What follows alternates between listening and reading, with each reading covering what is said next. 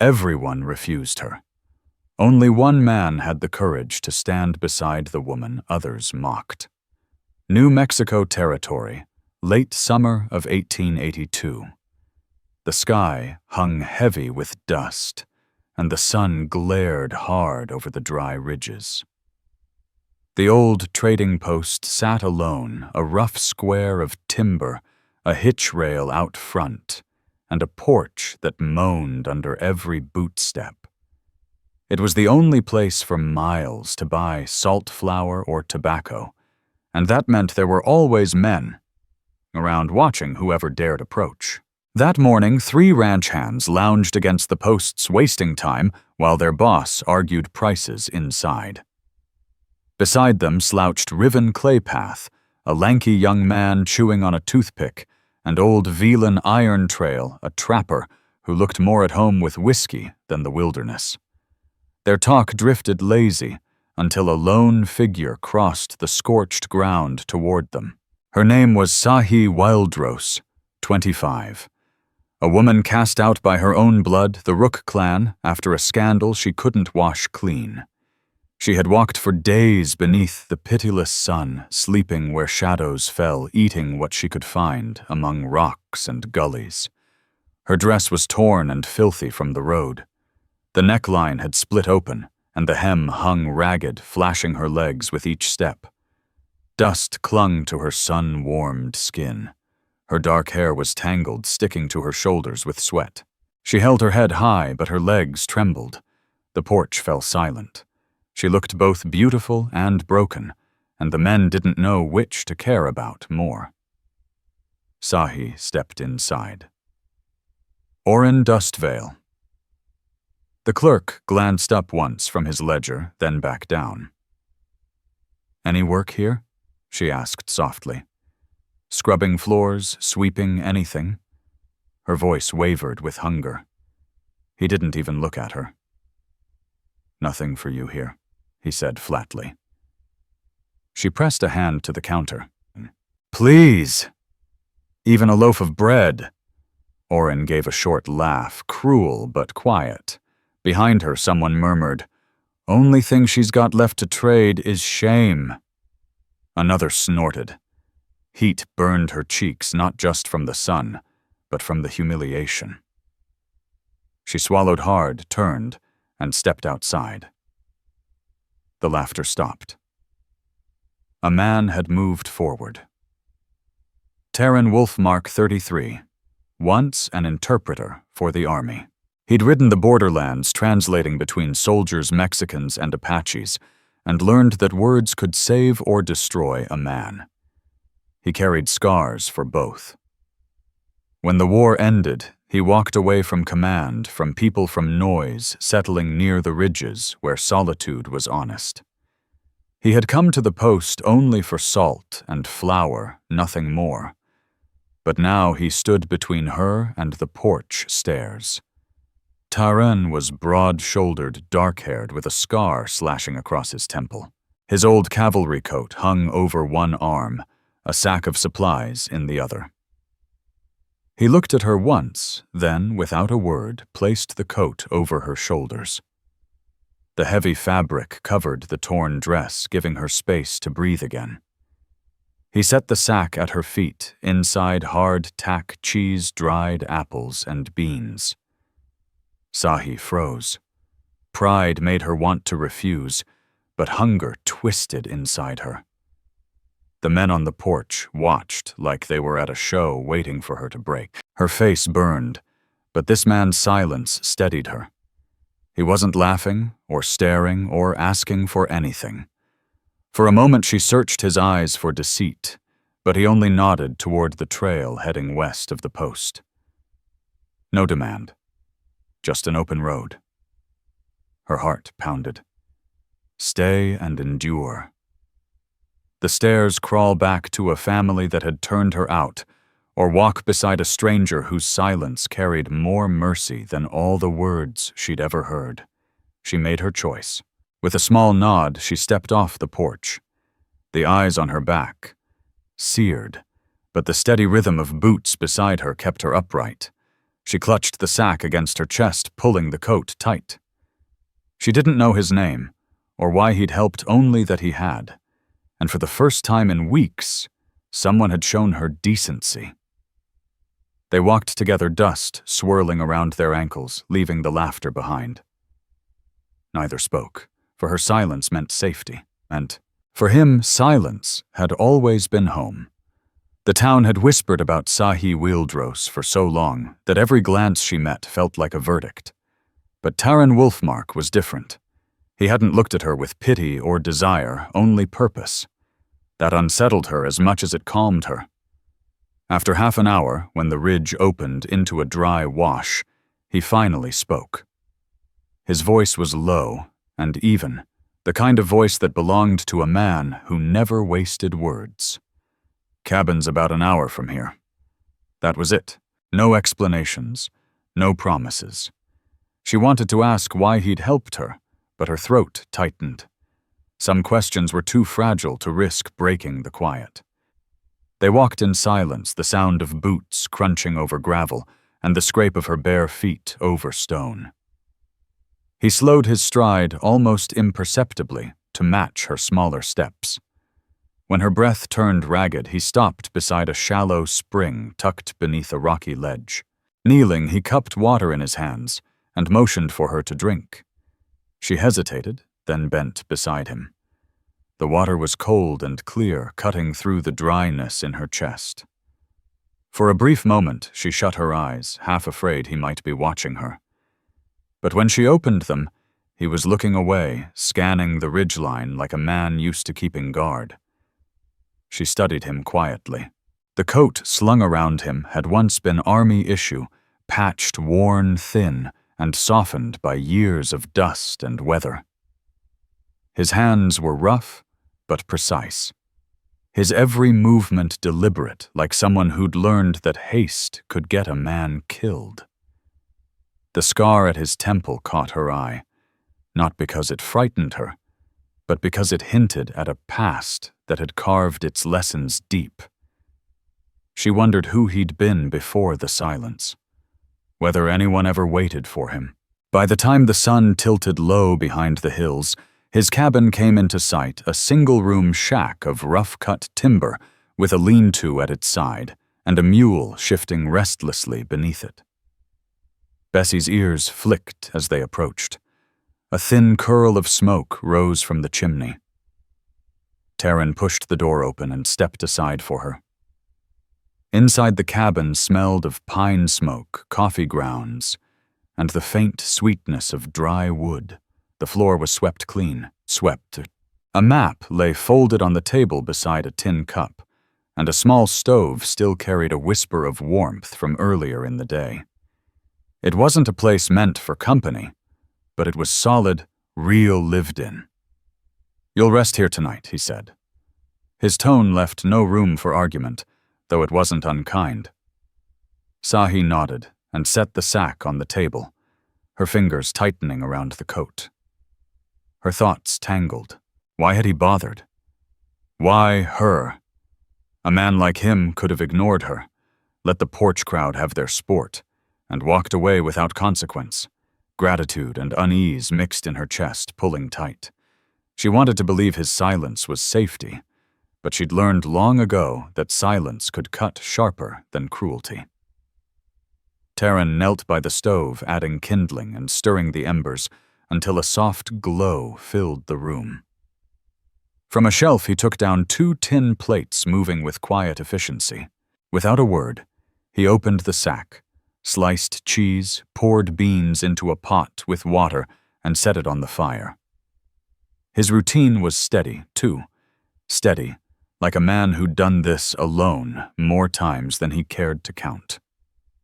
Unsure what else to do, Sahi carried a basin outside to the pump, filled it, and brought it back. When she set it near the stove, he looked up briefly and gave a small nod.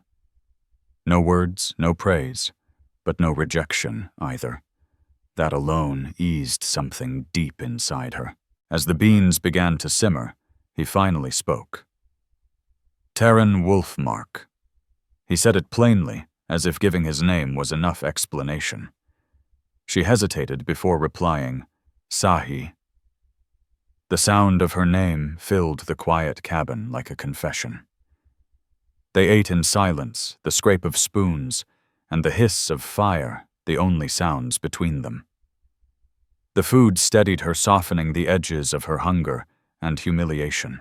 When she glanced at him again, he wasn't staring at her torn dress or the bruises of the road. His eyes stayed fixed on the fire or his plate. Relief mixed with confusion. She pulled the coat tighter, sitting straighter on the bench.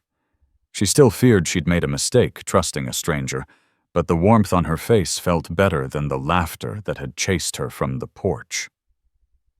That night, Taren unrolled a blanket on the floor near the stove and stretched out without a word. Sahi took the bench curling beneath his spare coat. The only sounds were the pop of burning wood and Bessie's slow shifting outside. She lay awake long after he'd gone, still listening to his steady breathing and wondering what kind of man offered shelter without asking for anything in return. And though fear still lingered inside Sahi Wildrose for the first time in weeks, she didn't feel completely alone. Morning broke pale through the small window, the light softening every rough edge of the cabin without hiding a thing.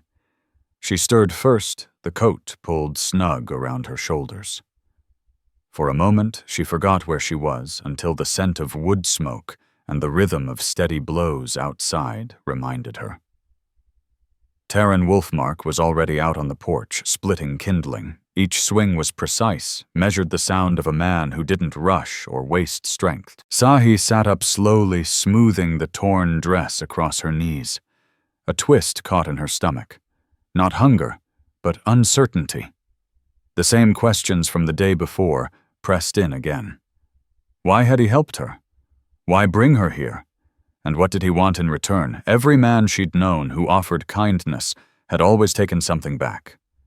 Yet this one had slept on the floor, leaving her the bench, never once reaching for her. She couldn't decide if that made him trustworthy or dangerous in a quieter way.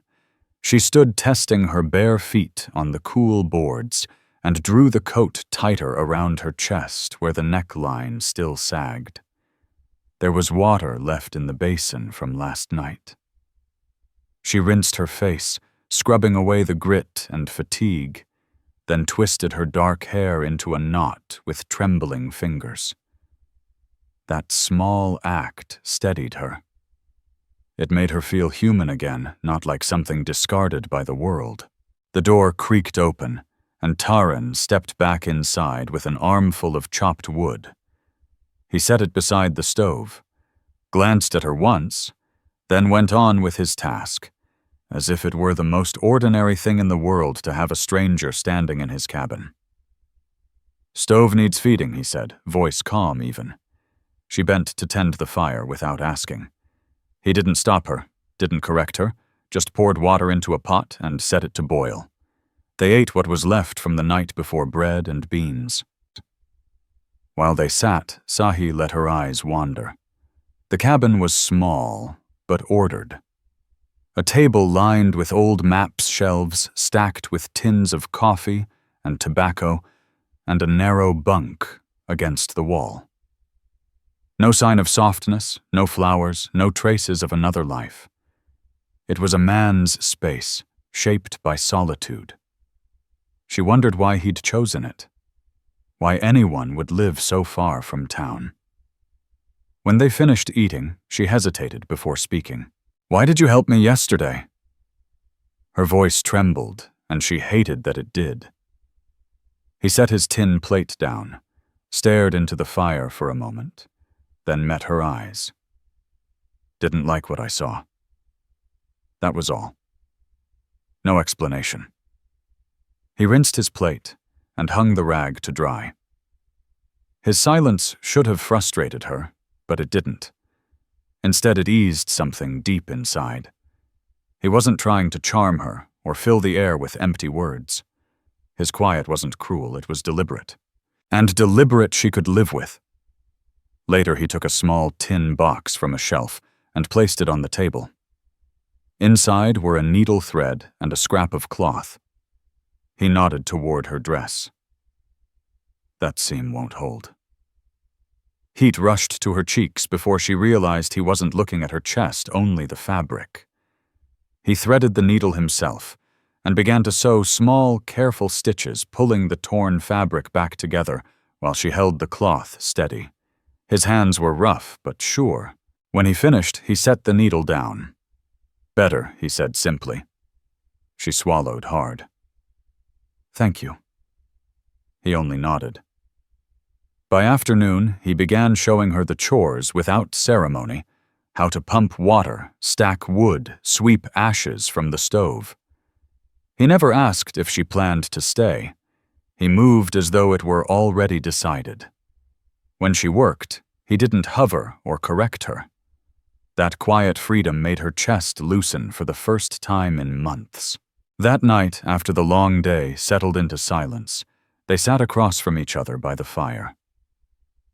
The glow softened his scar and cast warmth across the room. For the first time since she'd left her kin, Sahi felt something she hadn't dared hope for safety. Not certainty, but something close. Her fear hadn't vanished, but it no longer ruled her.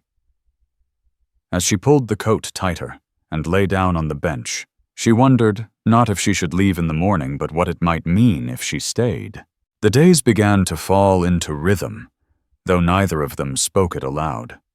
Sahi rose early often before Taren returned from tending Bessie and busied herself with chores so she wouldn't feel like a guest without purpose. She swept the floor, fetched water, washed the tin plates until they gleamed dull in the morning light. He never praised her, but he never stopped her either, and that told her enough. His silence, she realized, wasn't distance. It was its own kind of language. That morning she asked for a bit of cloth to mend the hem of her dress. He handed her an old cotton sack, frayed but strong, then left her at the table with needle and thread while he worked outside. She stitched slowly, carefully, each pull of the thread, grounding her, reminding her that she still had purpose. She caught herself glancing at the door more than once, listening for his boots on the porch.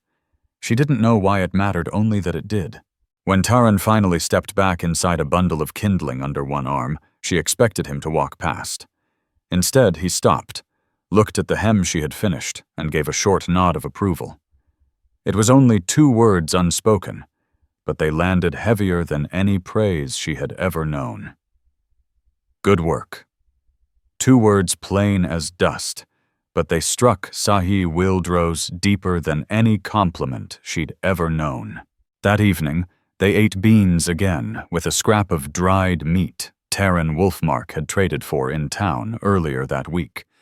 She noticed he always set her plate down first, quiet and matter of fact, never making it seem like a gesture. As they ate, her mind wandered back to the trading post, the stare's oran dust veils laugh, the weight of shame in her chest. The questions she'd buried since that day rose to the surface. "Why don't you live near town?" she asked softly, her voice low but steady. "Wouldn't it be easier than staying out here alone?" Taren leaned back slightly, chewing slow before replying. "Town's full of mouths," he said at last. "Too many words that don't mean a damn thing." His tone wasn't bitter, just certain. She wondered if it was the army that had stripped his trust from people, or something that came long before that. But she didn't press further. He'd given her as much truth as he was willing to share. After the meal, the cabin fell into its usual hush, broken only by the gentle ticking of the stove. Sahi sat near the fire, wrapped in his coat, while Taren settled across from her at the table. A map lay open under his hand pencil, tracing rivers and ridgelines with the patience of a man who'd learned to live by precision. She watched him for a long time, the scar at his temple catching the firelight. He looked younger, then focused and calm, the lines of hardship softened by the quiet. It struck her how little she truly knew about him, and how strange it was that she already felt safer under this roof than she ever had beneath her family's.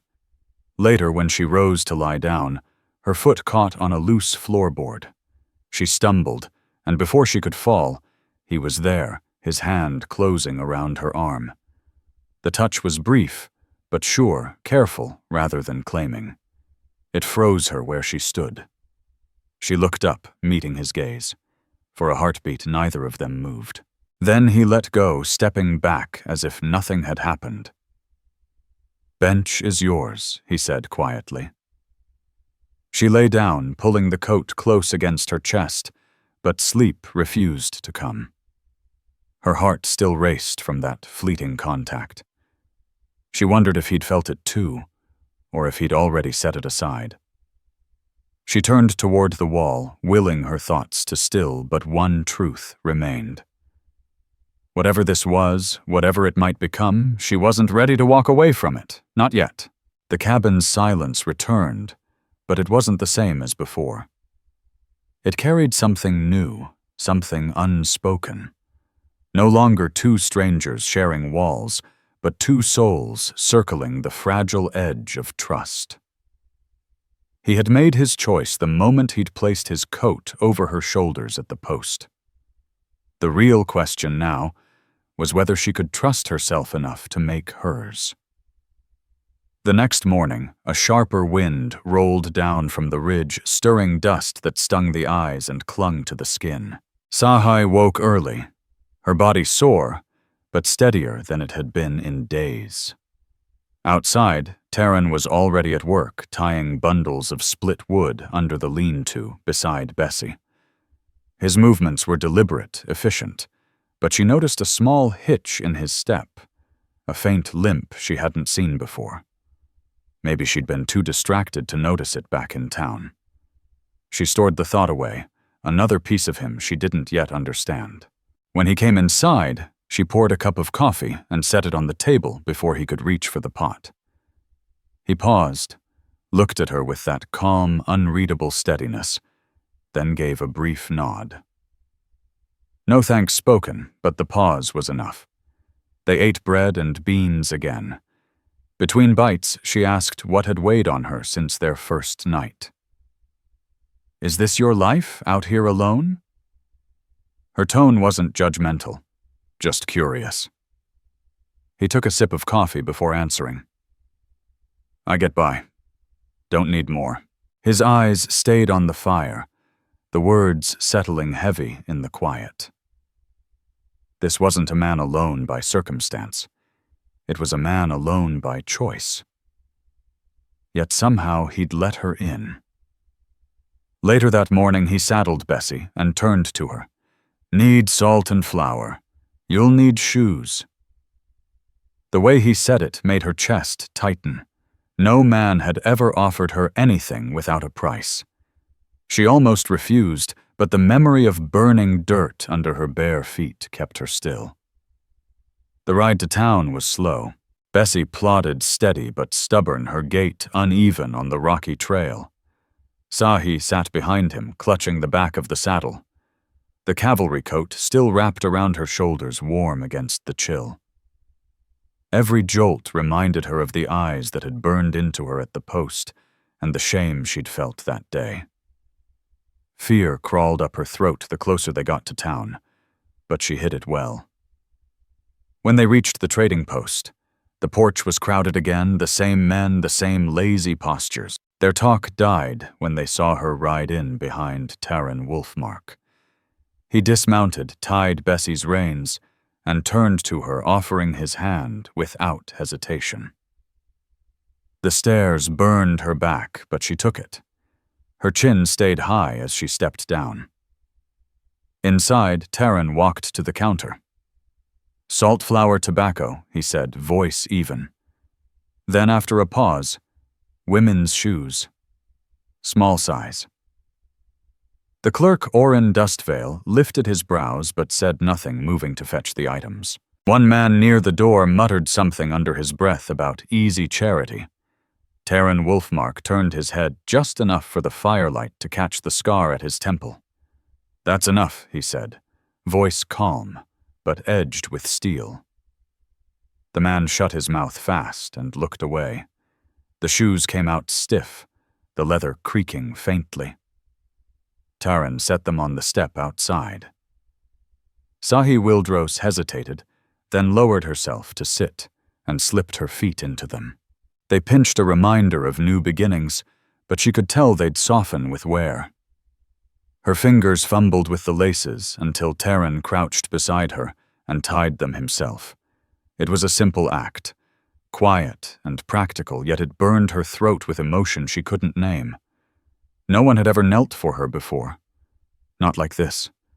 Not without expecting something in return. "Thank you," she whispered. He rose, straightening his coat. "You'll walk easier now," he said simply. That was all. The ride back to the cabin felt lighter, though silence still stretched between them. Sahi thought about the porch stairs, Orin's smirk, the heat of that day's humiliation, and how Taren had silenced it all with nothing more than calm defiance. She realized she hadn't asked why he'd left the army, or why he lived alone with maps on his walls. Part of her wanted to know. Another part feared the answers. By the time they reached the cabin, the sun had dipped low behind the ridges. She placed the shoes neatly beside the door. They didn't feel like charity. They felt like a small piece of belonging, a place to begin again if she dared. Taren sat by the fire, cleaning his knife, the scar on his temple catching the lamplight. She watched him quietly, wondering not just why he had helped her, but why she suddenly wanted to stay. That night, as she lay on the bench, thoughts circled her like wind over dry grass. The laughter from the trading post no longer held the same power over her, because today, when she'd stepped off that porch, she hadn't been alone. The cabin was still now only the crack of fire in the stove, and Bessie shifting softly in the lean-to outside. Sahi sat at the table, her new shoes by the door. She traced a fingertip along the smooth edge of the wood, worn down by years of use, and thought about how much had changed in just a few days. She had arrived barefoot, humiliated, carrying nothing but shame. Now she sat beneath a roof where silence wasn't cruel, where her name wasn't spit like a curse. Yet even in that comfort unease stirred. What was expected of her now? She broke the quiet first. "You could have left me in town," she said, her voice steady, though her chest tightened. "Why didn't you?" Taren looked up from the knife he was sharpening, the blade catching a dull glow. After a pause, he said simply, "Didn't sit right." His eyes met hers for a breath, then fell back to his work. No more explanation. It left her torn, partly frustrated, partly relieved. She was beginning to learn that with him, what went unsaid often carried the most weight. Later, as the light dimmed to amber, she gathered her nerve to help more around the cabin. She asked where the wood should be stacked, how the pump worked, which chores she could take on. Taren showed her without comment, guiding her to the shed, pointing out the fence line that needed repair, showing her how to sweep ash from the stove to make it burn cleaner. His directions were plain, never condescending. Her hands weren't used to such work, but she kept at it. Each small task untied another knot of shame inside her. She wasn't just taking, she was earning her place. That evening when she washed the tin plates, she caught him watching her. Not staring, not judging, just watching. She wondered what he saw, if he still saw the broken woman from the trading post, or someone else entirely. After supper, the quiet between them grew thick, heavy as the dusk outside. Sahi sat near the fire, wrapped in his coat. Her dress was mended, though loose at the seams. Across from her, Taren rolled tobacco into paper, the glow of the fire cutting a warm line along his jaw. Finally, she asked the question pressing against her ribs. "Do you want me to leave?" He looked up sharply, the knife edge calm in his eyes flashing once. Then he shook his head. "No," he said firmly. "Not unless you want to." Her throat tightened. She hadn't expected such a sure answer. For days she'd waited for the moment he'd demand something, some price for his kindness. But it hadn't come. Hearing him say he wanted her there by choice, not debt, sent a tremor through her chest. The fire cracked between them, filling the silence. She shifted slightly, nerves fluttering, and then asked the question she'd been afraid to. "You never had a wife?" Taren leaned back, exhaling slow. "No," he said, tapping ash from his rolled cigarette. "Didn't trust myself to keep one safe.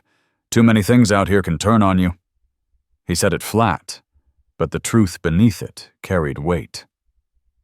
It wasn't loss that haunted him, it was choice. He'd chosen solitude to spare someone else the cost.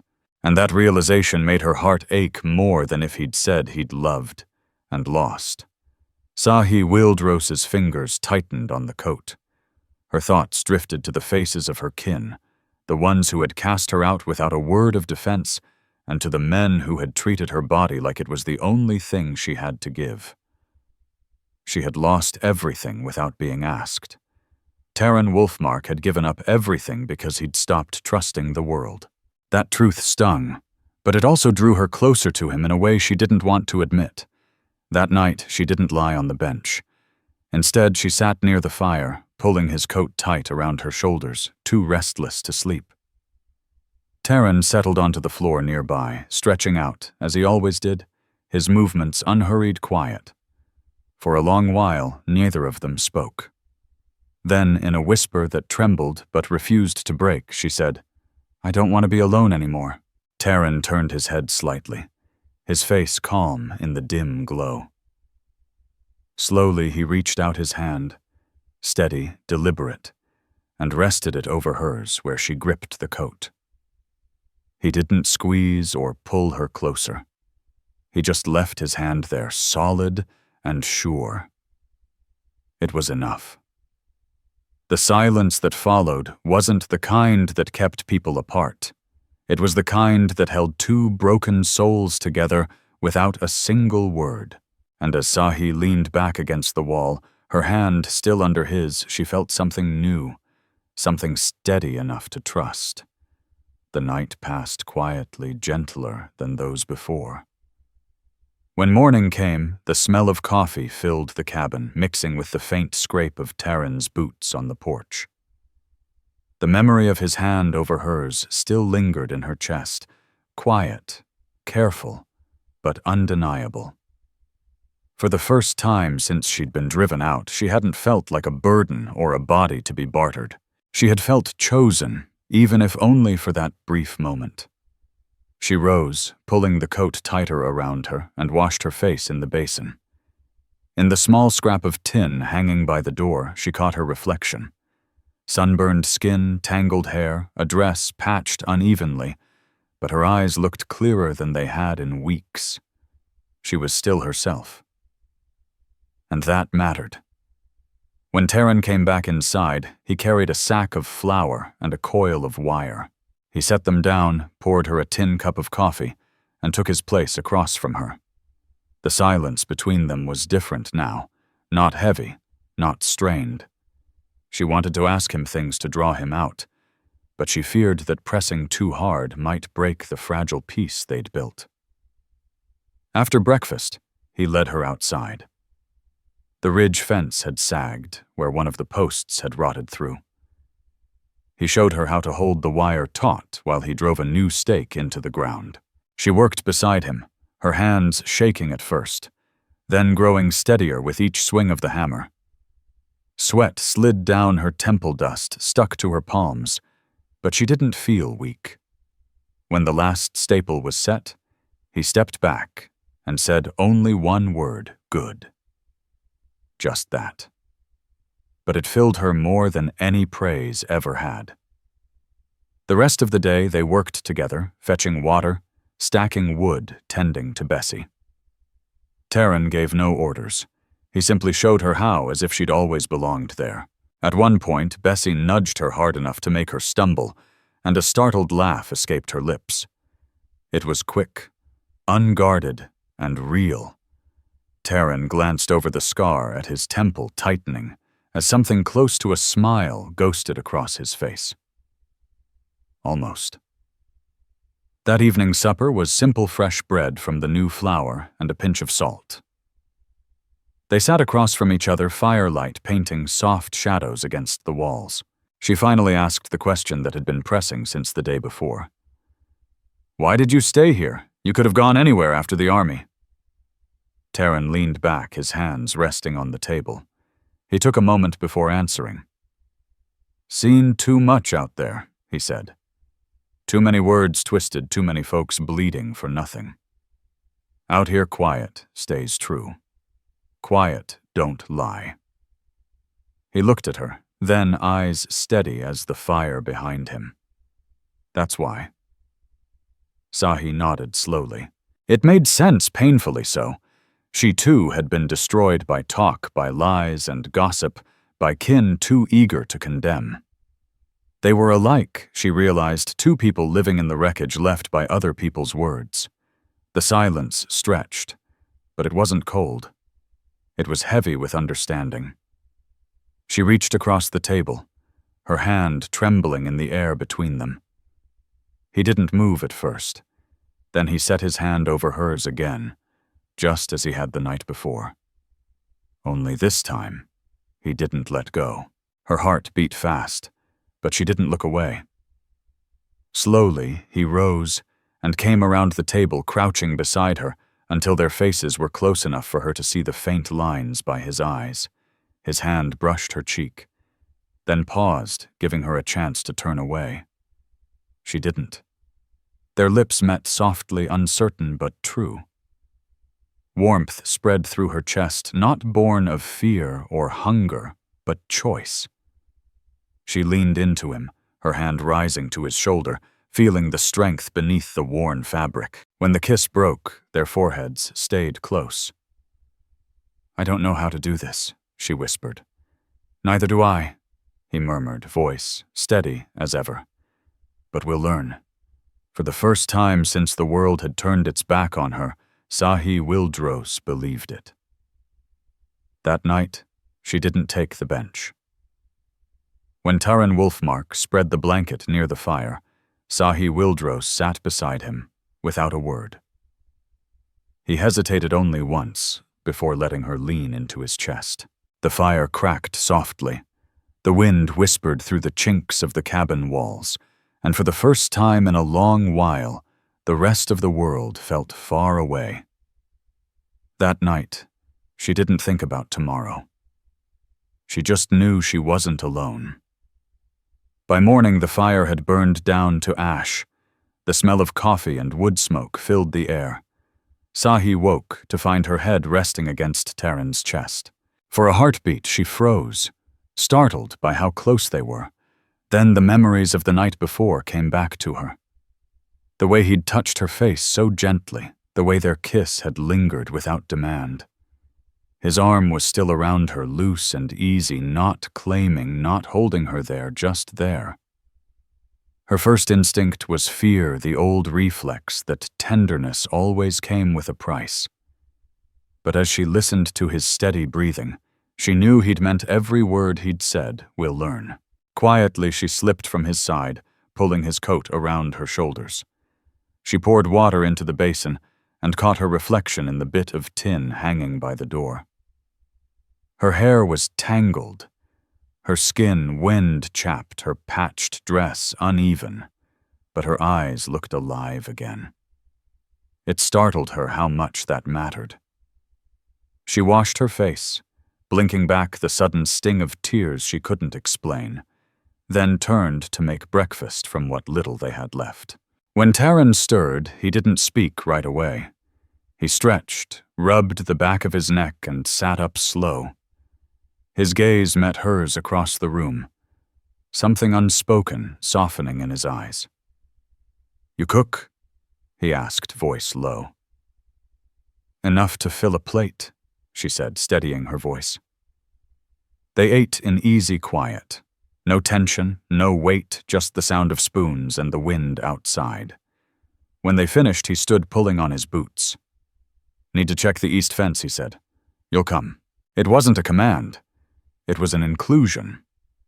They walked the ridge trail side by side. She noticed again the faint limp in his stride and finally asked, "Your leg?" "The army." He nodded once.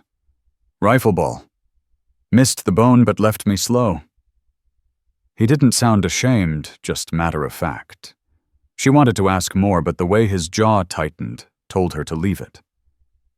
Still, the honesty settled something inside her. By midday, they had tightened wire and replaced a post. Sahi's palms stung from the work, but she didn't complain. Taren noticed anyway. He handed her a strip of cloth to wrap around her hand, his fingers brushing hers. "Blisters break if you don't cover 'em," he said. His tone was simple, but his eyes lingered just long enough to say more than the words did.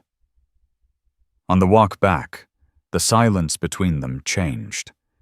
It felt heavier, but not uncomfortable. She thought of the town, the stairs, the whispers, Orin Dustvale's cruel grin. She hadn't brought it up since the day he'd bought her shoes, but it pressed in again now. She stopped on the trail. "Why don't you care what they say about me? About us?" Taren paused a few steps ahead, then turned. His voice was quiet, but firm. "I've carried enough lies in my life," he said. "Not carrying theirs too." He held her gaze until her chest tightened. Then he added, "You're here. That's what matters." For so long she had been measured by rumor and shame. But standing there, hearing him say that, she realized he measured her only by one thing, her presence. That night when they sat by the fire, she didn't wait for him to reach out first. She took his hand, pulled it toward her, and leaned against him. He turned his eyes, searching hers, and she kissed him soft at first, then deeper when he didn't pull away. His hand rose to her cheek, then slid to her waist, steady but restrained. His breath brushed her lips when he spoke, his voice low. "You sure? Yes." The word came before she could think to doubt it. Their mouths met again, slower, warmer, until the room itself seemed to fade. The fire crackled, the air smelled of smoke and pine, and the world shrank to the small space between them. When she pulled back, her chest rose fast, but there was no fear, only calm. "I don't want to keep looking over my shoulder," she whispered. "I want to stay here. With you." Taren pressed his forehead to hers. "Then stay." They didn't say much after that. They sat close, her head on his shoulder, his arm around her, the fire fading to embers. The silence was no longer empty. It belonged to them, bound by a choice neither had spoken, but both had already made. And as she drifted toward sleep, Sahi Wildrose knew this place and this man were no longer just refuge. They were the beginning of a life, if she was brave enough to claim it. The days that followed moved in quiet rhythm. Mornings meant coffee and the creak of Taren's boots across the porch. Afternoons meant work, hauling water-mending fences, stacking wood. Evenings meant the glow of the stove, 2 plates on the table, and the warmth of his steady presence beside her. Yet beneath that rhythm, something deeper was taking root, no longer just survival, but the slow, steady making of a home. The memory of the trading post still haunted Sahi Wildrose. The stares, the laughter, the way those men had spoken about her as if she were already spoiled, echoed in her mind. She knew better than to think townsfolk ever let go of talk so easily. One evening, as Taren Wolfmark returned from checking traps along the ridge, she finally asked what had been gnawing at her. "When they talk about me, about what I've been called, doesn't it matter to you?" He set down his pack, brushed the dust from his palms, and looked at her without blinking. "I know what I saw," he said evenly. "A woman walked out of that post with nothing but still kept her head high. That's what I remember, not their talk." His words struck deep. They were exactly what she'd longed to hear, though she'd never believed anyone would ever say them. That night, for the first time, she told him the truth of why she had been cast out. How her own kin had turned on her after a man's lies ruined her name. How she'd begged them to believe her, but blood had chosen gossip over truth. She braced herself for pity or disgust, but Taren only listened, his jaw hard, his eyes steady. When she finished, he said nothing at first. Then he reached for her hand and gave it a firm squeeze just once. The weight of that silence told her everything. It wasn't judgment. It wasn't pity.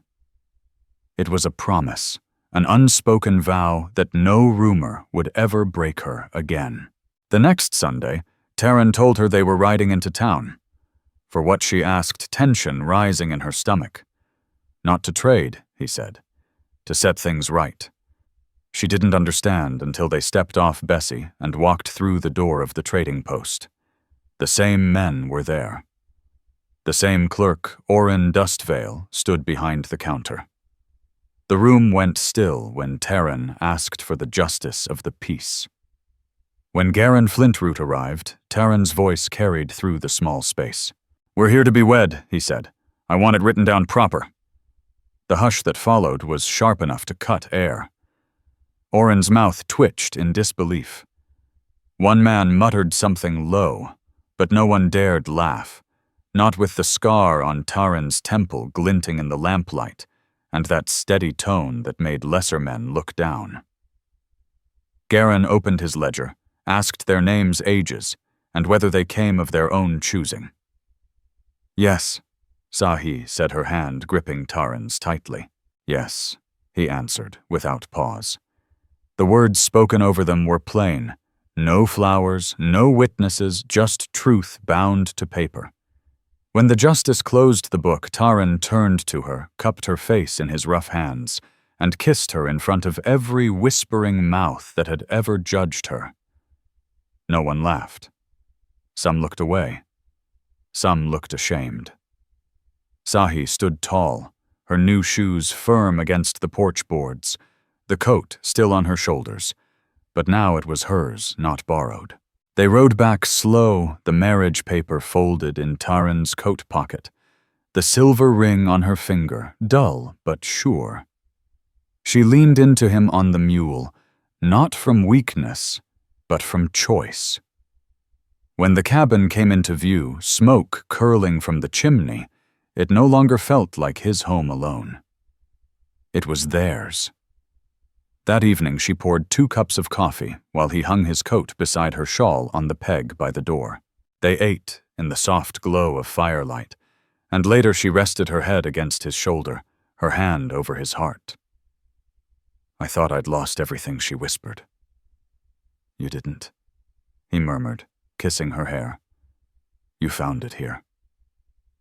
Outside, the wind moved across the ridge. Bessie shifted in the lean-to, and the fire burned low. The world might still talk, but its words had no teeth anymore. What mattered lived within those walls, the coat he'd once placed over her shoulders, the mended dress she wore, the ring circling her finger, and the man who'd chosen to stay. That night, when they lay down together, there were no questions left, no fears about tomorrow, only the bond they had forged with their own hands. Their story didn't end with rescue. It ended with belonging 2 souls once cast out, now building a life no rumor could undo.